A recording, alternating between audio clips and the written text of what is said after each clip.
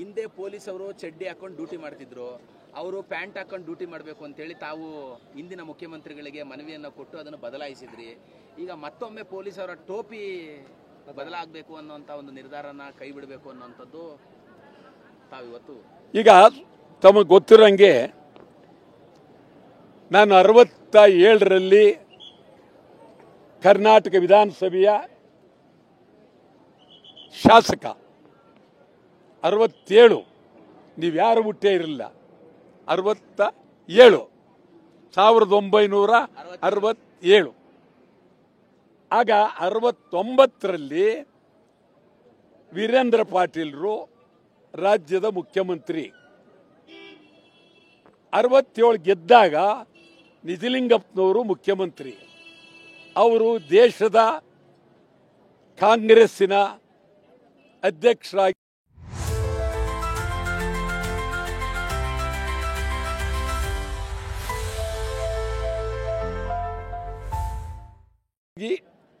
ಅವರು ಹೋದ ತಕ್ಷಣ ಆ ಕಾಲದ ಕಾಂಗ್ರೆಸ್ ಅಂದರೆ ನಿಜಲಿಂಗಪ್ಪನವರು, ಕಾಮರಾಜ್ ನಾಡ್, ಅತುಲ್ಯ ಘೋಷ್, ಭಾರಿ ಅಂದ್ರೆ ಭಾರಿ.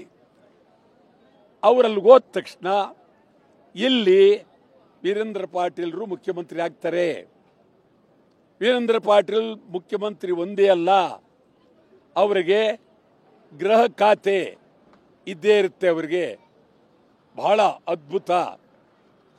ಆಗ ನಾನು ಮದ್ರಾಸ್ಗೆ ಹೋಗಿ ಈ ಚಲನಚಿತ್ರದವರೆಲ್ಲ ನಮ್ಮವರೆಲ್ಲ ಈಗ ಮಾತಾಡ್ತಾರಲ್ಲ ಕನ್ನಡ ಉದ್ಧಾರ ಅಂತ, ಅವರೆಲ್ಲ ಮದ್ರಾಸ್ಲಿದ್ರು. ಅಲ್ಲೇ ಮನೆ, ಅಲ್ಲೇ ಊಟ, ಅಲ್ಲೇ ತಿಂಡಿ ಎಲ್ಲ. ಇವ್ರನ್ನ ಭೇಟಿ ಮಾಡಿ ಕರ್ನಾಟಕ ತರಬೇಕು ಮತ್ತು ಇವರೆಲ್ಲ ಕರ್ಬಂದು ಕರ್ನಾಟಕದಲ್ಲಿ ನಾಟಕ ಆಡಿಸ್ಬೇಕು ಅಂತ ಹೋದಾಗ ಅಲ್ಲಿ ಪ್ಯಾಂಟು ಆಗಲೇ ಮದ್ರಾಸ್ ಪೊಲೀಸ್ನವರಿಗೆ ಪ್ಯಾಂಟ್ ಇತ್ತು. ನಿಮ್ಗೆ ಸತ್ಯ ಹೇಳ್ತೀನಿ, ಅದು ಯಾಕೆ ನನ್ನ ಗಮನಕ್ಕೆ ಬಂತೋ ಗೊತ್ತಿಲ್ಲ, ಮತ್ತು ಗಮನಕ್ಕೆ ಬಂದ್ಬಿಡ್ತು. ಗಮನಕ್ಕೆ ಬಂದಾಗ ಅಷ್ಟು ಸುಲಭವಾಗಿ ಅದನ್ನು ಬಿಡಬಾರ್ದು, ಇದನ್ನು ಏನಾದರೂ ಮಾಡಿ ಒಂದು ಹಂತಕ್ಕೆ ತರಬೇಕು ಅಂಥೇಳಿ ನಾನು ವೀರೇಂದ್ರ ಪಾಟೀಲ್ರವ್ರನ್ನ ಭೇಟಿ ಮಾಡಿದೆ ಮನೆಗೆ ಹೋಗಿ. ಆವತ್ತವರು ಏರ್ ಮಾರ್ಷಲ್ ಅರ್ಜುನ್ ಸಿಂಗ್ ಜೊತೆಯಲ್ಲಿ ಮಾತನಾಡ್ತಾ ಇದ್ರು. ಅಲ್ಲಿಂದ ಬಂದರು. ಅರ್ಜುನ್ ಸಿಂಗ್ ನನಗೂ ಪರಿಚಯ ಮಾಡಿಸಿದ್ರು. ವಟಾಳ್ ನಾಗರಾಜ್ ನಮ್ಮ ಕೊಲಿಗ್ ಅಂತ ಹೇಳಿದ್ರು. ಭಾಳ ಸತ್ಯವಂತ ವೀರೇಂದ್ರ ಪಾಟೀಲ್ರು. ಅವ್ರಿಗೆ ಹೇಳಿದೆ, ಮದ್ರಾಸ್ ಪೊಲೀಸ್ನವ್ರಿಗೆ ಪ್ಯಾಂಟ್ ಇದೆ ಗೌರವವಾಗಿ.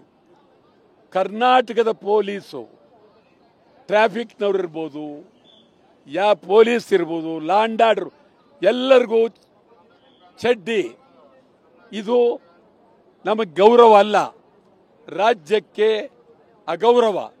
ಆ ದೃಷ್ಟಿಯಿಂದ ತಾವು ಕೂಡಲೇ ಪ್ಯಾಂಟ್ ಕೊಡೋದಕ್ಕೆ ಎಲ್ಲರಿಗೂ ತೀರ್ಮಾನ ತಗೊಳ್ಬೇಕು ಅಂತ ಹೇಳಿದೆ. ನಿಮಗೆ ಸತ್ಯ ಹೇಳ್ತೀನಿ, ಎಂಥ ಮುಖ್ಯಮಂತ್ರಿ ಅನ್ನೋದಕ್ಕೆ ಈಗಿರೋರ್ಗೂ ಅವ್ರಿಗೆ ಎಲ್ಲಿಂದೆಲ್ಲೂ ಸಂಬಂಧ. ನನ್ನ ಎದುರಿಗೆ ಐಜಿಗೆ ಫೋನ್ ಮಾಡಿದ್ರು, ನೋಡ್ರಿ ವಟಾಳ್ ನಾಗರಾಜ್ ಇಲ್ಲಿ ಬಂದಿದ್ದಾರೆ, ಪೊಲೀಸ್ನವ್ರಿಗೆಲ್ಲ ಪ್ಯಾಂಟ್ ಕೊಡಬೇಕು ಅನ್ನುವ ಮನವಿಯನ್ನು ಸಲ್ಲಿಸಿದ್ದಾರೆ. ನಾ ಮುಂದಿನ ಕ್ಯಾಬಿನೆಟ್ಗೆ ಇದನ್ನು ಇಡಬೇಕಾಗಿದೆ. ಇಡೀ ರಾಜ್ಯಕ್ಕೆ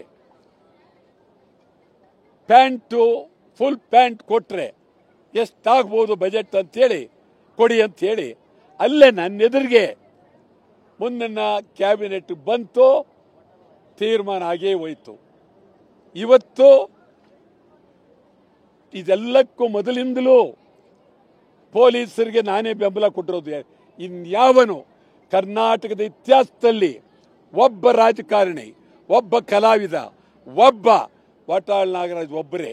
ಅವ್ರು ಏನೇ ಬಂಧನ ಮಾಡಲಿ, ಏನೇ ತೊಂದರೆ ಕೊಡಲಿ, ಅವ್ರಿಗೂ ಇರುವ ಮನುಷ್ಯತ್ವ, ಅವರು ಬದುಕಬೇಕಲ್ಲ, ಅವ್ರಿಗೂ ಆರೋಗ್ಯ ಬೇಕಲ್ಲ.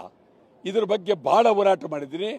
ನಿಮ್ಗೆ ಹೇಳೋದಾದರೆ, ದೇವರಾಜರ್ಸ್ ಕಾಲದಲ್ಲಿ ಅಸೆಂಬ್ಲಿ ಒಳಗೆ ಅವರಿಗೆ ಚಳವಳಿ ನಡೆದಾಗ ಕೊಡುವ ಊಟ, ಈ ಊಟ ನೀವು ತಿಂತೀರಾ ಅಂಥೇಳಿ ಅಸೆಂಬ್ಲಿಗೆ ಹೋಗಿ ಕೊಟ್ಟಿದ್ದೆ. ಇದು ಭಾಳ ನಡೆದ